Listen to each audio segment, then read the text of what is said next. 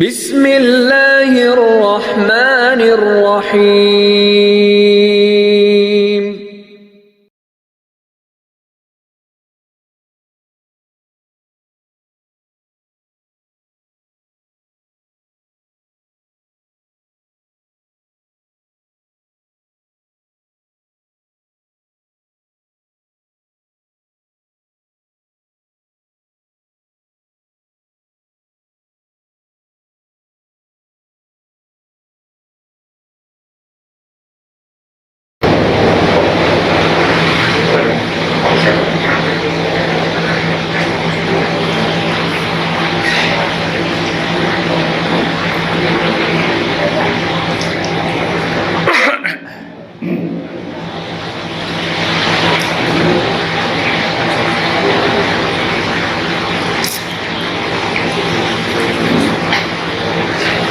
اعوذ باللہ من الشیطان الرجیم، بسم اللہ الرحمن الرحیم۔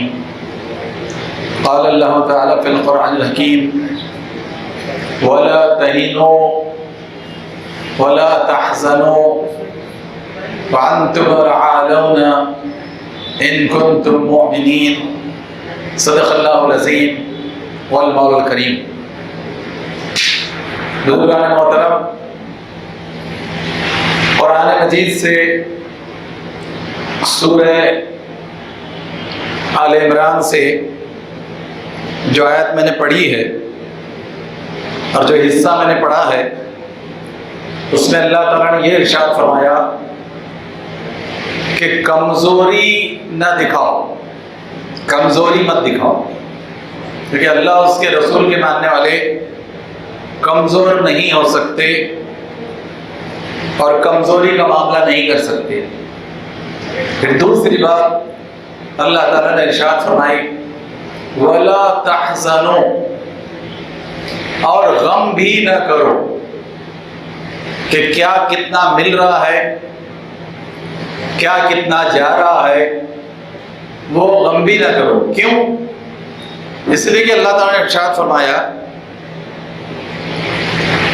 وَأَنْتُمُ الْعَالَوْنَ، تم ہی غالب رہو گے دنیا میں قیامت تک ہمیشہ، مگر کب؟ ان کنتم مومنین، اگر تم مومنین میں سے ہو تو، اگر تم ایمان لانے والے، اللہ پر مضبوط ایمان لانے والے، رسول اللہ محمد مصطفیٰ صلی اللہ علیہ وسلم پر مضبوط ایمان رکھنے والے، قرآن مجید کا لفظ لفظ، حکم حکم اچھی طرح سمجھنے والے، اس پر عمل کرنے والے، اور محمد مصطفیٰ صلی اللہ علیہ وسلم کا لفظ لفظ حدیث اور آپ کی سیرت وہ سمجھنے والے اور اس پر عمل کرنے والے، تب تمہارے لیے کمزوری کا، تمہارے لیے غم کا کوئی موقع نہیں ہے، تم ہی غالب رہو گے۔ فیصلہ ہو چکا اللہ تعالیٰ کی طرف سے اس کی زمین پر قیامت تک کے لیے کہ کامیاب اور غالب اور چھایا ہوا کون رہے گا، مگر سوال یہ ہے کہ وہ جو شرط ہے، شرط کہ مومن ہونا چاہیے، مومن ایمان والے، سچے، پکے، مضبوط، علم اور عمل کے ساتھ ایمان رکھنے والے، تب تم غالب رہو گے۔ دنیا کی پوری تاریخ یہی ہے، انسانوں کی پوری تاریخ یہی ہے کہ انبیاء کے ساتھ، نبیوں کے ساتھ، رسولوں اور پیغمبروں کے ساتھ جو لوگ اللہ کو ماننے والے پورے مضبوط ایمان کے ساتھ، جو لوگ وقت کے رسول اور آخری رسول محمد مصطفیٰ صلی اللہ علیہ وسلم کی سچی پکی جانثاری کے ساتھ اطاعت کرنے والے ہوں گے، کامیاب وہی ہوں گے۔ ہر دور میں، سارے حالات میں، ہر ملک میں، ہر شہر میں کامیاب ہوئی ہوں گے۔ شرط ایمان کی ہے۔ ہم تھوڑا سا حالات حاضرہ میں ابھی جو ہوا، جو ہو رہا ہے، جو ہوگا، اس کا ذرا جائزہ لیتے ہیں۔ آپ نے دیکھا ہوگا کہ چند دن پہلے رجب المرجب کے حوالے سے ہم نے محمد مصطفیٰ صلی اللہ علیہ وسلم کا عظیم الشان سفر یاد کیا کہ اللہ تعالیٰ نے آپ کو ایسے حالات میں، جبکہ آپ مکے میں مشرکوں کے، کافروں کے، باغیوں کے ظلم و ستم کا شکار تھے، اور بظاہر ایسا لگ رہا تھا کہ اب یہ اسلامی اجتماعیت، یہ رسول اللہ اور ان کے ساتھی کامیاب نہیں ہو سکیں گے، بظاہر یہ لگ رہا تھا۔ پھر دو بڑے واقعات ہوئے کہ رسول اللہ محمد مصطفیٰ صلی اللہ علیہ وسلم کو سب سے زیادہ تعاون کرنے والے چچا ابو طالب، ان کا انتقال ہو گیا، اور گھر میں سب سے زیادہ مدد تعاون کرنے والی وسیم الشان خاتون، ہم سب کی ماں، سارے مسلمانوں کی ماں خدیجۃ الکبریٰ، ان کا بھی انتقال ہو گیا ہجرت سے 1 سال پہلے۔ اور ایک بڑی بات ہوئی کہ پہلے آپ کے ایک لڑکے کا انتقال ہوا، دوسرے لڑکے کا بھی انتقال ہو گیا، 4 بیٹیاں تھیں۔ تو باغیوں نے، کافروں نے، مشرکوں نے یہ کہنا شروع کیا کہ ارے اب حالات یہ ہے کہ محمد صلی اللہ علیہ وسلم اجڑ گئے، لوگوں نے جھوٹ کہا، بطیر محمد، ارے ابتر ہو گئے، اجڑ گئے، جڑ کٹے ہو گئے، رسول اللہ جڑ کٹے، کوئی اولاد نہیں، وہ چاچا بھی گئے، وہ مالدار زبردست بیوی بھی چلی گئی، اجڑ گئے۔ اللہ تعالیٰ کا ہرگز نہیں۔ اللہ تعالیٰ نے 3 آیتیں نازل کی کہ ہمارے حبیب رحمت عالمین محمد مصطفیٰ صلی اللہ علیہ وسلم کا مقام کیا ہے، سن لو، قیامت تک کے لیے سن لو۔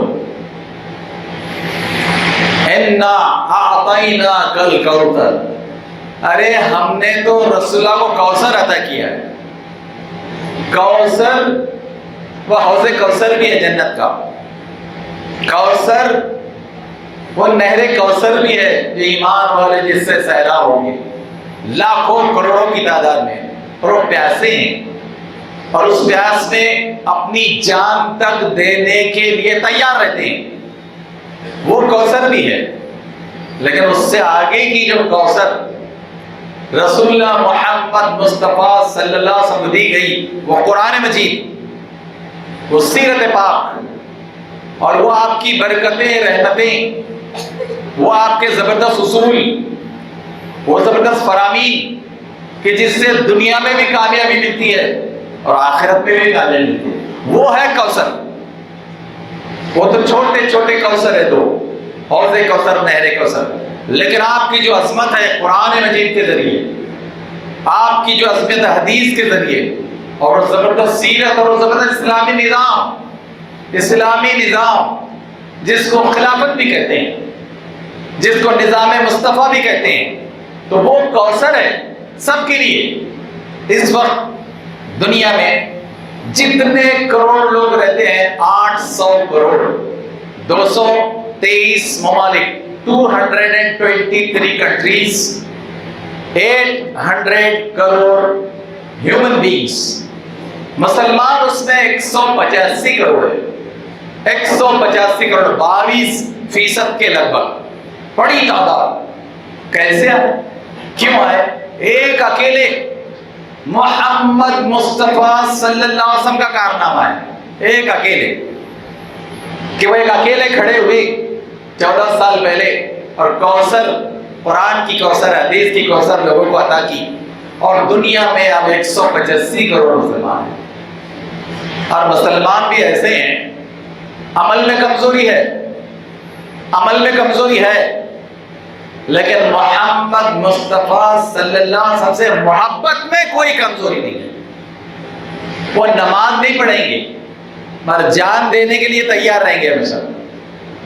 نماز میں کوتاہی ہے، قرآن مجید پڑھنے میں کوتاہی ہے، حدیث میں کوتاہی ہے، معاملات میں کوتاہی ہے، لیکن جس وقت بھی ان سے کہا جاتا ہے اور کہا جائے گا کہ کیا رسول کریم محمد مصطفیٰ صلی اللہ علیہ وسلم کی محبت میں جان دینے تیار ہو، اور اگر دو باتیں تمہارے سامنے ہو، ایمان یا شہادت، تو وہ شہادت کو پسند کرتے ہیں، ایمان نہیں چھوڑیں گے.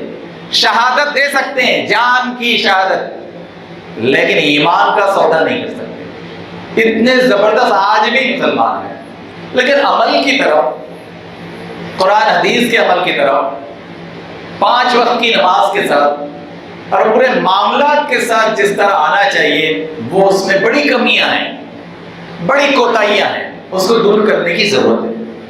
میں آپ کو یاد دلا رہا تھا کہ رجب کے موقع سے ہم کو یاد دلایا گیا کہ دیکھو اے مسلمانوں، تم کس کی امت ہو؟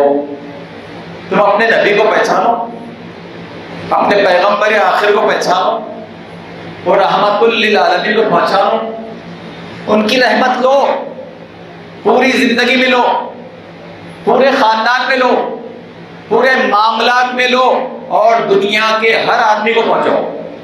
ان کی رحمت دنیا کے ہر فرد کو، جو 615 کروڑ ہے، 185 کروڑ مسلمانوں کے علاوہ 615 کروڑ، تو ان سے کہا جا رہا ہے کہ سب کو وہ رحمت پہنچاؤ، وہ کوثر پہنچاؤ، وہ قرآن مجید پہنچاؤ، اور حبیب پاک محمد مصطفیٰ صلی اللہ علیہ وسلم کی حدیث اور سیرت، اس کی رحمتیں پہنچاؤ، اس کی رحمتیں پہنچاؤ. کیونکہ تم لے بھی نہیں رہے ٹھیک سے، پوری طرح سے، جامع انداز میں، اور پہنچانے کا تو سوچ بھی نہیں رہے، پہنچانے کا سوچ بھی نہیں رہے. حالانکہ رسول اللہ نے تم کو اور دنیا کے کونے کونے میں ہر فرد کو اور 185 کروڑ کو مکے اور مدینے سے پہنچایا، مکے اور مدینے سے پہنچایا. پہلے صحابہ کے ذریعے، پھر تابعین کے ذریعے، پھر تابعین کے ذریعے، اور بزرگان دین اور اولیاء کا تو سلسلہ ہے پورا. تو دنیا کے کونے کونے میں وہ کوثر، قرآن، حدیث، اسلام نظام، خلافت کا نظام، اور وہ رحمت کا پورا نظام، وہ رحمت کی ہدایات، وہ رحمت کے فرامین، وہ سب جگہ پہنچائے گئے. اس لیے 223 ملکوں میں 185 کروڑ مسلمان ہیں. مگر یہ 185 کروڑ مسلمانوں کو جس طرح قرآن و حدیث کو لے کر عمل کرتے ہوئے، بیوی بچوں کے ساتھ عمل کرتے ہوئے، مسلم معاشرے میں عمل کرتے ہوئے جس طرح پہنچانا ہے، وہ نہیں پہنچا رہے. یاد کیجئے کہ سورہ بنی اسرائیل، رجب سے جس کا خاص تعلق ہے کہ وہ سفر، سورہ بنی اسرائیل کی پہلی آیت کہ جو اعلان کر رہی ہے کہ رہے ہم جن محمد مصطفیٰ صلی اللہ علیہ وسلم کو تم جڑ کٹے اب تر ختم ہو رہے ہیں، سمجھ رہے تھے، سمجھ رہے ہو، ہم انہیں 2 مرکزوں کا امام بنا رہے ہیں. پہلے کعبۃ اللہ کا، کعبۃ اللہ کے امام، اور اب بیت المقدس کے بھی امام. تو دنیا میں اللہ کی ہدایت کے، رہنمائی کے، اور سارے رسولوں سے جن کا تعلق ہے، آدم علیہ السلام سے اسماعیل علیہ السلام تک کعبۃ اللہ، اور اسحاق، ابراہیم علیہ السلام سے، اسحاق علیہ السلام سے، بنی اسرائیل کے انبیاء سے بیت المقدس، مسجد اقصی. تو یہ 2 جو بڑے مراکز ہیں. تو اے لوگوں یاد رکھو کہ اب آج سے یعنی 14 سال سے اب محمد مصطفیٰ صلی اللہ علیہ وسلم پوری دنیا کے قائد ہیں، پورے عالم کے لیے رحمت ہیں. اور یہ 2 بڑے مرکز ان کے ختموں کے ساتھ ہیں. اب ان کے 2 بڑے مرکز ہم ان کے ساتھ کر دیے ہیں، ان کے ساتھ کر دیے ہیں، کعبۃ اللہ بھی اور مسجد اقصی بھی.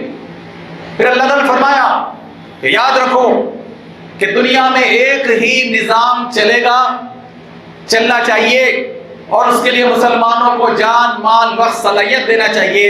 وہ ہے رسول اللہ محمد مصطفیٰ صلی اللہ علیہ وسلم کا نظام، نظام رحمت، نظام مصطفیٰ، نظام خلافت. یہ تم کو کرنا پڑے گا، جو کہ اب ساری انسانیت کے امام، قائد، نبی آخر زمان محمد مصطفیٰ صلی اللہ علیہ وسلم. پھر اللہ تعالیٰ نے بتایا کہ محمد مصطفیٰ صلی اللہ علیہ وسلم اور ان کے ماننے والوں کا معاملہ عصمت ختم نہیں ہوگا، بہت بڑھے گا. وہ آگے 14 سال پہلے کا بہت بڑھے گا، اور آج ہم دیکھ رہے ہیں. پھر ہم دیکھتے ہیں کہ اللہ تعالیٰ نے بتایا کہ دیکھو رسول اللہ صلی اللہ علیہ وسلم کا ہمارے پاس یہ مقام ہے کہ ہم نے سارے انبیاء کی امامت کا شرف ان کو دیا، سارے انبیاء کی امامت. پھر صرف زمین ہی پر دونوں مراکز پر لیلا راتوں رات اتنا ہی نہیں کیا گیا، بلکہ ہم ان کو 7 آسمانوں کی سیر کرا رہے ہیں کہ اب سب اپنی آنکھوں سے دیکھ لے رسول اللہ. کیونکہ اب جو دعوت دینی ہے اور ان کی امت کو جو دعوت دینی ہے، پوری انسانیت کو دعوت دینی ہے، تو یہ پورا مشاہدہ، پورا آبزرویشن، پوری گہری اصولوں کی معلومات یہ حاصل کر لیں، ان کے امتی لے لیں اور ان کے امتی اب قیامت تک پیش کریں. تو 7 آسمانوں کی سیر بھی، اہم انبیاء سے ملاقات بھی، پھر اس کے بعد جنت اور دوزخ کے چند مظاہرے کہ کن نیک اعمال کی کیا جزا، کن برے اعمال کی کیا سزا.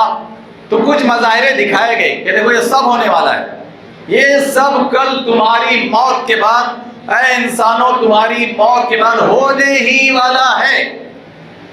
تم 60 سے 80 کی عمر تک تو انکار کر سکتے ہو، 60 سے 80 تک انکار کر سکتے ہو، لیکن 60 کے بعد یا تو ٹیڑے ہو جاؤ گے یا آڑے ہو جاؤ گے. اور ہر ایک کو یا تو خاک ہونا ہے یا تو راکھ ہونا ہے.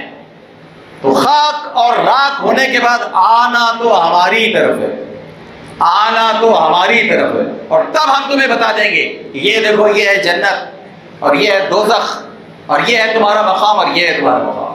کوئی بھاگ نہیں سکتا، کوئی بھاگ نہیں سکا، اور قیامت تک بھی کوئی بھاگ نہیں سکتا، اور اس کے بعد تو سوال ہی پیدا نہیں ہوتا. تو اللہ سبحانہ و تعالیٰ نے یاد دلایا کہ مان لو، اب رسول اللہ کی بات مان لو. اب وہ کائنات کے امام ہے، صرف دنیا ہی نہیں کائنات کے امام بنا دیے گئے، سارے انبیاء کے امام بنا دیے گئے. اور سب سے آخری اور زبردست چیز جو اللہ تعالیٰ نے عطا کی، بات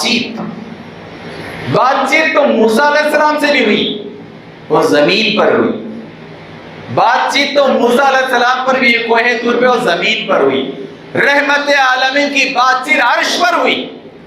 یہ مقام عرش پر. اور پھر صرف بات چیت نہیں ہوئی، صلاۃ کا تحفہ، نماز کا تحفہ. اور نماز میں کیا ملتا ہے، کیا کیا ملتا ہے، کیا کیا نہیں ملتا. کیا آپ دیکھیے کہ رسول اللہ نے اللہ تعالیٰ سے بات چیت کی، 50 کم کر کے 5 کا تحفہ نماز لیا، لیکن بات چیت کا موقع ملا.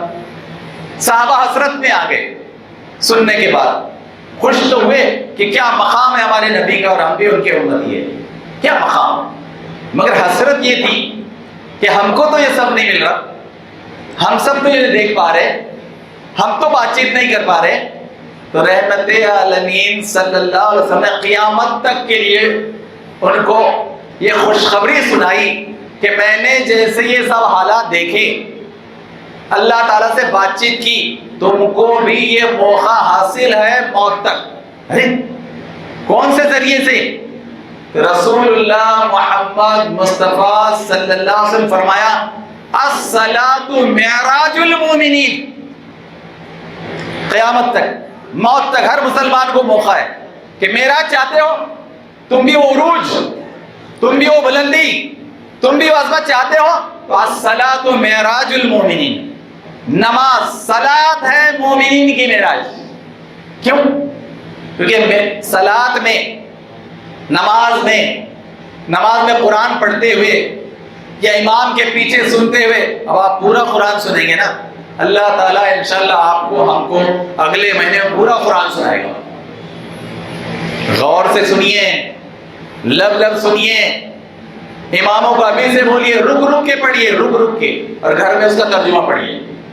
اب اللہ تعالیٰ موقع دینے والا ہے کہ ہاں میں نے جیسے بات چیت کی اللہ کے رسول تمہارے آخری رسول کائنات کے پیغمبر محمد مصطفیٰ صلی اللہ علیہ وسلم، میں تم سے بھی بات کرنا چاہتا ہوں قرآن کے ذریعے، سورہ فاتحہ کے ذریعے، ہر سورے کے ذریعے میں تم کو بھی جنت دوزخ دکھانا چاہتا ہوں قرآن کے ذریعے، میں تم کو بھی وہ 25 عظیم الشان انبیاء سے ملاقات کرانا چاہتا ہوں قرآن کے ذریعے، میں تم کو بھی جنت اور دوزخ کے حالات بتانا چاہتا ہوں نماز اور قرآن کے ذریعے سے، اور سب سے بڑھ کر پھر وہ آخری موقع بات چیت، اس سے بات چیت، تو تمہیں ہر نماز میں موقع ہے۔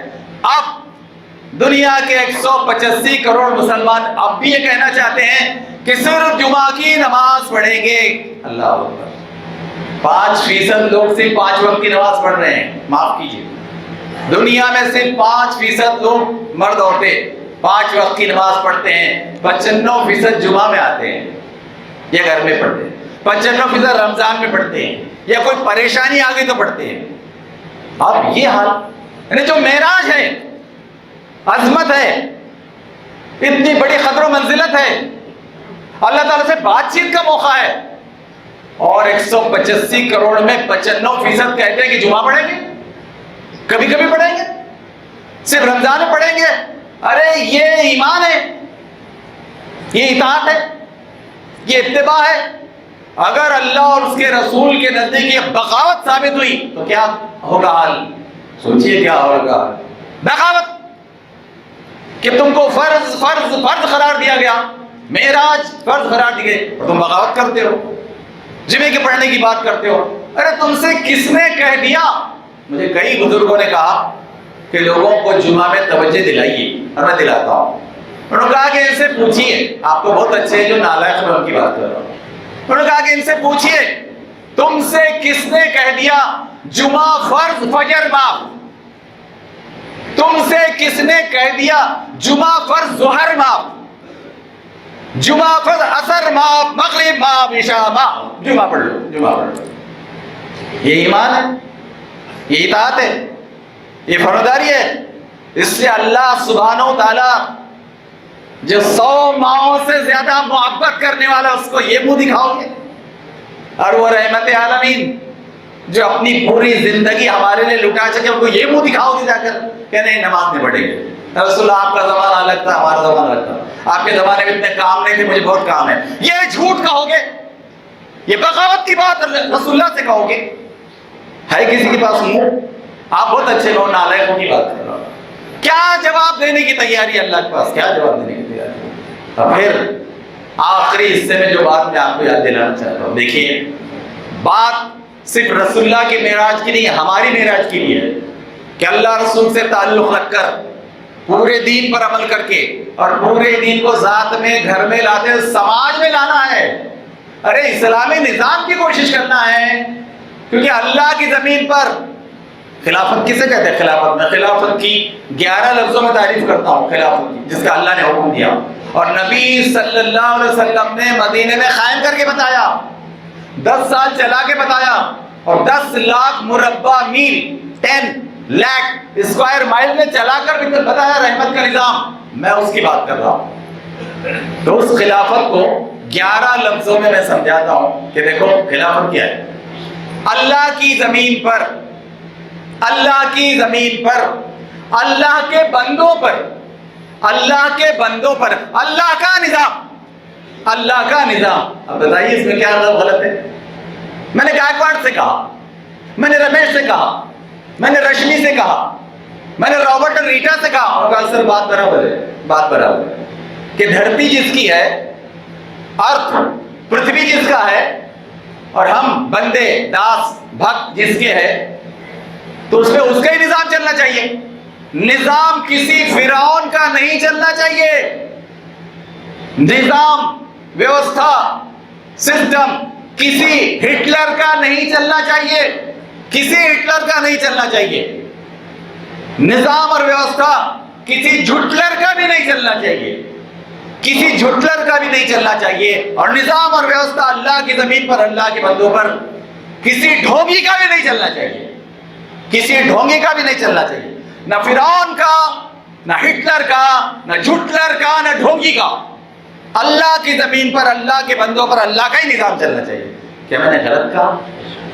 مان رہے رابرٹ ریٹا مان رہے ہیں, رمیش رشمی مان رہے ہیں, لیکن اگر مسلمان نہ مانے تو کیا منہ دکھائیں گے اللہ سے, اور کوشش نہ کرے سمجھ کر تو کیا منہ دکھائیں گے اللہ. اب میں آخر میں آپ کو 14 نکاح, کیونکہ سورہ ہے بنی اسرائیل جو رسول اللہ صلی اللہ علیہ وسلم کے عالمی نظام خلافت, عالمی جیون ویوستھا, عالمی سسٹم آف لائف کو پیش کرتا ہے, اس کے 14 احکامات ہیں. سورہ بنی اسرائیل جس میں معراج کا حوالہ ہے اور ہجرت کا حوالہ ہے اور آگے اسلامی نظام کا حوالہ ہے, اس کے 14 نکات 14 کمانڈمنٹس میں آخر میں سے وہ بتانا چاہتا ہوں. 14 کمانڈمنٹ, 14 احکامات کہ زمین پر اللہ کی حکومت, رسول اللہ کی حکومت, زمین پر خیر کی حکومت, رحمت کی حکومت, برکت کی حکومت, برکت کا نظام, یہ 14 اصول سے آئے گا. 14 اصول سے کیا کیا ہے آپ سنیے. پہلا اصول اللہ تعالیٰ نے ارشاد فرمایا 14 اصولوں میں کہ سب سے پہلے تم لوگ کسی کی عبادت نہ کرو مگر صرف اللہ تعالیٰ کی. صرف اللہ تعالیٰ کی عبادت کرو, اللہ کے علاوہ کسی کی عبادت کر کے مشرک نہ بنو, کافر نہ بنو. اپنے مرضی کی عبادت بھی نہ کرو, باپ دادا کی بھی عبادت نہ کرو, رسم و رواج کی بھی عبادت نہ کرو. لوگ یہ کرتے ہیں, میں تفصیل میں جانا چاہتا, آخری موقع. تو پہلا حکم اللہ تعالیٰ نے دیا کہ تم کسی کی عبادت نہ کرو مگر صرف اللہ تعالیٰ کی. ایک. نمبر 2, اللہ تعالیٰ نے فرمایا کہ تم لوگ والدین کے ساتھ احسان کا معاملہ اختیار کرو. احسان کا, دیکھیے اللہ کے بعد ایک حیرت کی بات ہے کہ رسول اللہ کا ذکر نہیں آیا. رسول اللہ کا ذکر نہیں آیا. ارے یہ ساری آیت تو رسول اللہ کو دی گئی نا, سارے حکم تو ان کے دم سے ہے نا, اور سارے جلوے ان کے دم سے ہے نا, اور رسول اللہ کا حق اللہ کے حق کے ساتھ ہے. اور اللہ کا حق, میں بہت ذمہ داری سے بات کہہ رہا ہوں, اللہ کا حق رسول اللہ صلی اللہ علیہ وسلم کا حق ادا کیے بغیر ہوتا ہی نہیں. اچھا میں نہیں کہہ رہا, اللہ کے الفاظ سنیے, اللہ کیا فرما رہا ہے, میں یطیع الرسول, جس نے رسول کی اطاعت کی وہ اطاع اللہ, اسی نے اللہ کی اطاعت کی, فقط اطاع اللہ. جو رسول کی اطاعت کرنے والا ہے وہی اللہ کی اطاعت کرنے والا ہے, اور جو رسول کی اطاعت کرنے والا نہیں ہے وہ اللہ کی اطاعت ہو ہی نہیں سکتی. تو دوسری بات, والدین کے ساتھ اللہ تعالیٰ نے فرمایا کہ احسان کا معاملہ کرو. آپ احسان کا درجہ جانتے ہیں, افسوس کہ میں تفصیل میں نہیں لے جا سکتا, آخری کچھ منٹ رہ گئے. چلیے ایک اعلان کرتے ہیں, مجھے ہدایت دی گئی کہ اعلان کیجیے. میں بڑے دلچسپی سے اعلان کرتا ہوں. دیکھیں یہ جو مسجد ہے نا, مسجد جمیل بیگ, یہ بھارت کی بہت اہم مساجد میں سے ایک مسجد ہے. کیوں؟ اس لیے نہیں کہ یہاں 1000 سے زیادہ لوگ نماز کو آتے ہیں اور سب سے لیٹ نماز ہے, نہیں. یہاں پر جو غریبوں کے, یتیموں کے, بیواؤں کے اور باہر کے ضرورت مندوں کا کھانے کا نظم ہوتا ہے نا, روزانہ 12 سے 14 ہاسپٹل میں 1200 سے 1400 لوگوں کا کھانا دیا جاتا ہے. آپ نے بھارت کی کس مسجد میں انتظام دیکھا تھا بتائیے تو مجھے. میں بھی بھارت میں گھومتا ہوں, میں نے کسی مسجد میں انتظام نہیں دیکھا کہ 12 سے 14 ہاسپٹلس اور ان میں 1200 سے 1400 لوگوں کو روزانہ کھانا دیا جاتا ہے, روزانہ بلا ناغہ. اتنا بڑا کام کون سی مسجد کرتی ہے؟ ہر مسجد کو یہ اختیار کرنا چاہیے. ٹھیک. اچھا دوسرا کام کہ انہوں نے یہ کیا کہ یہاں جو لوگ مریضوں کے ساتھ رہنے آتے ہیں, رہنے کا گھر نہیں ہے, پریشانی ہے, بچے پڑھنے آتے ہیں, انہوں نے یہاں رہنے کا انتظام کیا لیڈیز کے ساتھ. جینٹس کے روم الگ, لیڈیز کے روم الگ, اور رہنے کا انتظام کیا. لوگ اتنے خوش ہوتے ہیں, مجھے ملتے ہیں کبھی جلگاؤں میں, کبھی دھلیا میں, وہ کہتے ہیں کہ صاحب کیا آپ نے وہ مسجد کا پتہ دیا اور کیا انتظام اور کتنی سہولت ہوئی ان کو. اورنگ آباد جیسے 15-16 لاکھ کے آبادی میں بہت سہولت ہوئی اس سے.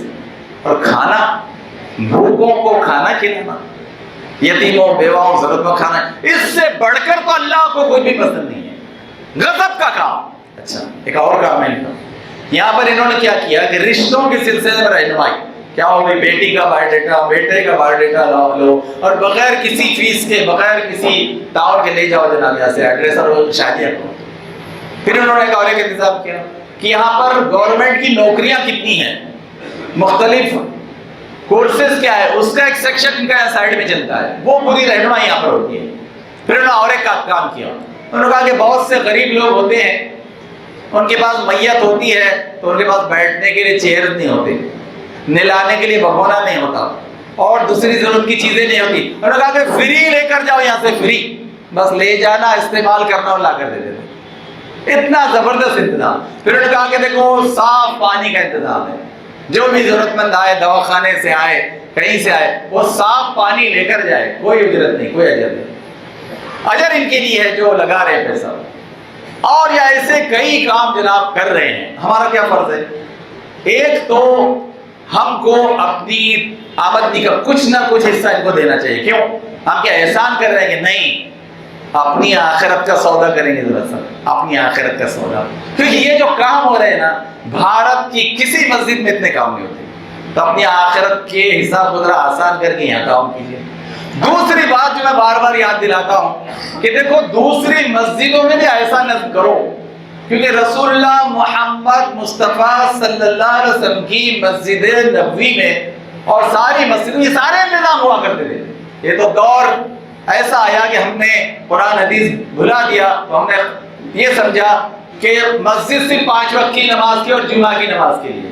ارے یہ سب کام رسول اللہ لیتے تھے، بلکہ اگر آپ مشکات المصابیح میں جائیں، تفصیلات دیکھیں تو رحمت عالمین محمد مصطفیٰ صلی اللہ علیہ وسلم مسجد سے انسانیت کے فائدے کے 23 کام کرایا کرتے تھے۔ 23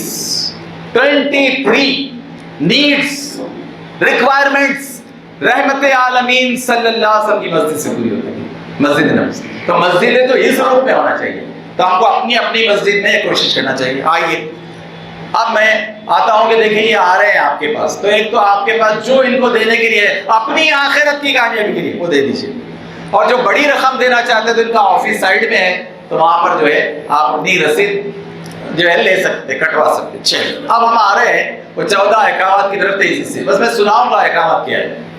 لیکن پہلا حکم میں نے کہا کہ اللہ کا حق، اللہ کی عبادت، اللہ کی بندگی۔ دوسرا والدین سے حسن سلوک۔ والدین سارے انسانوں کی زندگی میں کیا بات فرمائی رحمت عالمین نے، سنو، رحمت عالمین نے فرمایا سنو، یہ تمہارے ماں باپ یا تو تمہاری جنت ہے یا تمہاری دوزخ ہے۔ اللہ اکبر۔ حسن سلوک کرو گے جنت حاصل کرو گے، حسن سلوک نہیں کرو گے دوزخ تیار ہے۔ تو ماں باپ یا تو تمہاری جنت ہے یا تو تمہاری دوزخ ہے۔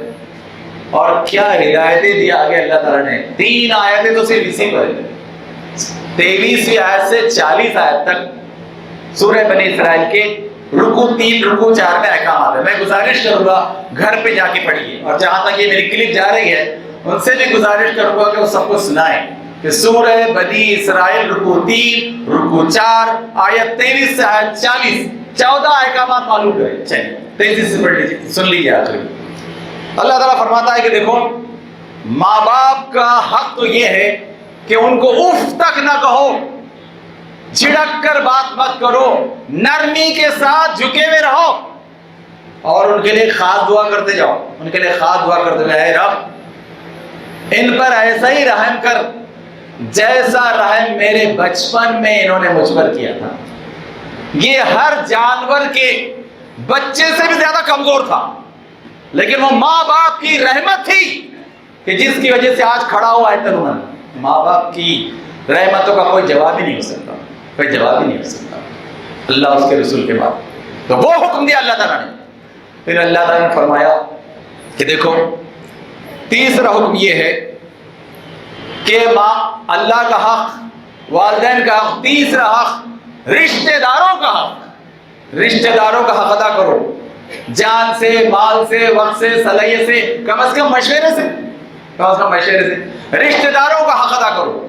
اس کے بعد تیسرے حکم میں رشتہ داروں کے ساتھ مسکینوں کے بارے میں کہا گیا۔ مسکین، غریب، ضرورت مند، پریشانی میں آئے ہوئے، چاہے رشتہ دار ہو یا مت ہو، ان کی مدد کرو کیونکہ تمہارے مال میں ان کا حق ہے. اللہ لفظ استعمال کیا عربی میں حق کہو, تمہارا احسان نہیں ہے, ان کا حق ہے. تمہارا احسان نہیں ہے, اپنا احسان مت سمجھو, ان کا حق ہے تمہارے مال میں کہ تمہارے ماں باپ کے اپنا رشتہ دار, معاشرے کے قریب. اور اللہ اکبر کیا بات ہے, یعنی معاشرے میں سوسائٹی میں کوئی بچا ہی نہیں. اللہ تعالیٰ نے فرمایا کہ مسافر کو بھی اس کا حق دو, مسافر کو بھی اس کا. انہوں نے جیسے مسافر کا انتظام کیا کہ آؤ بھی رہنے کا انتظام نہیں تو یہاں رہو, یہاں رہ کر دو, تو مسافروں کا ان کا حق دو. چوتھا حکم فضول خرچی نہ کرو. کیوں؟ کیونکہ فضول خرچی کرو گے تو کسی کا حق ہی ادا نہیں کر سکتے, کیونکہ اپنے بیوی بچوں کو سب لگا دو گے, خوب اڑاؤ گے.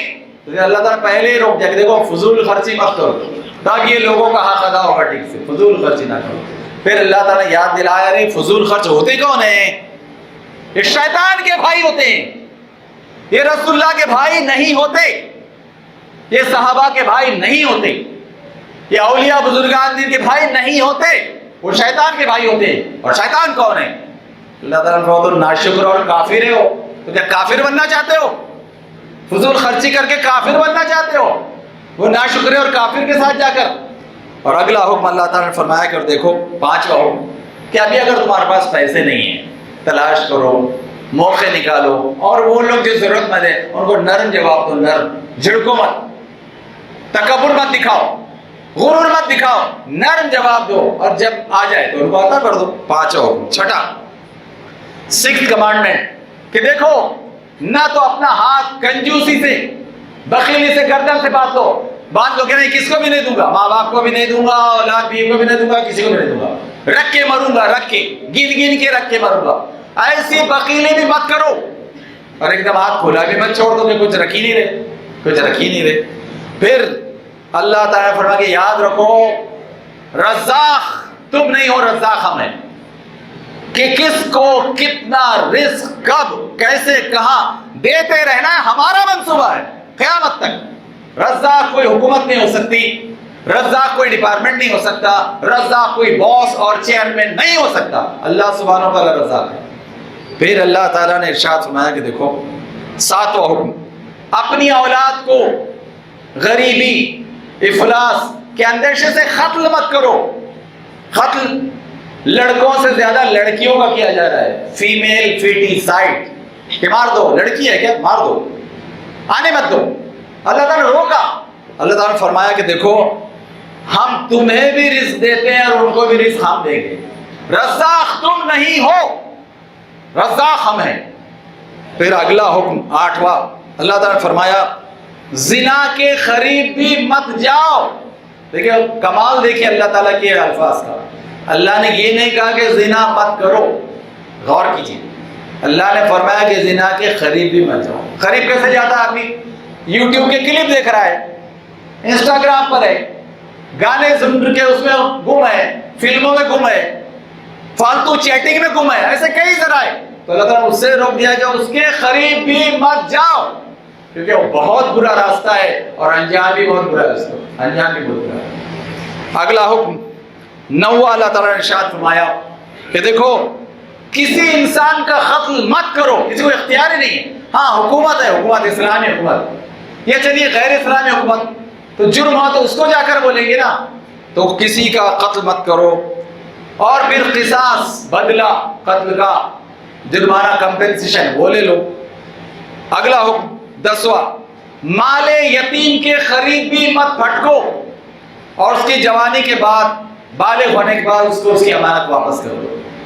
اگلا حکم گیارہواں وعدوں کی پابندی کرو, پرامیسز, وعدے اس کی پابندی کرو, کیونکہ وعدوں کی پابندی کے بارے میں پوچھ ہوگی. اور یاد رکھیے دنیا میں آدمی کی, کمپنی کی برانڈ کیسے بنتی ہے؟ برانڈ وعدے کی پابندی. تو اللہ تعالیٰ نے وعدے کی پابندی یاد دلائے کہ وعدوں کی پابندی کرو.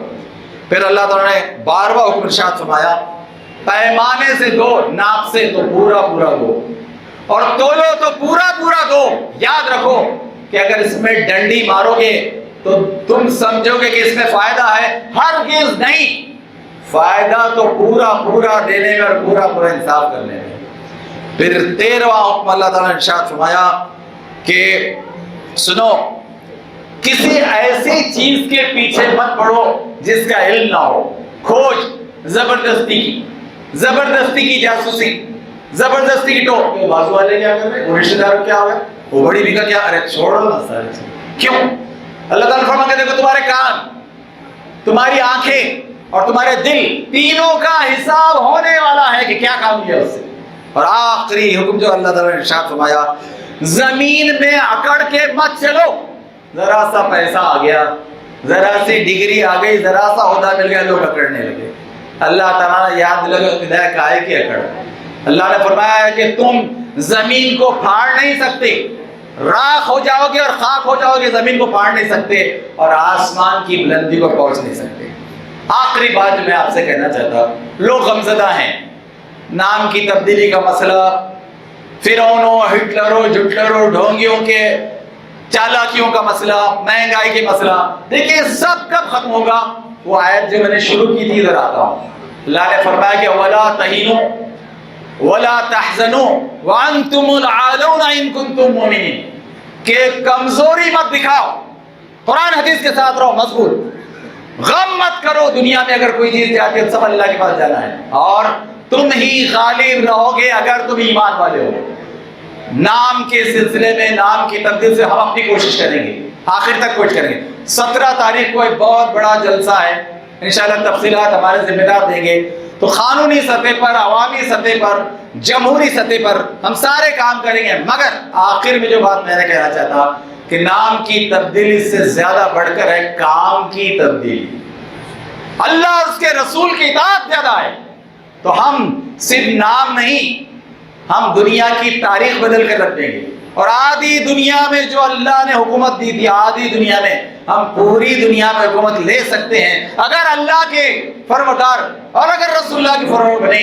اللہ تعالیٰ سے دعا ہے کہ ہم کو موت تک اللہ اور اس کے رسول کی اطاعت، قرآن و حدیث کی اطاعت کے ساتھ زندگی لگانے کی توفیق دے. وآخر دعوانا الحمدللہ رب العالمین.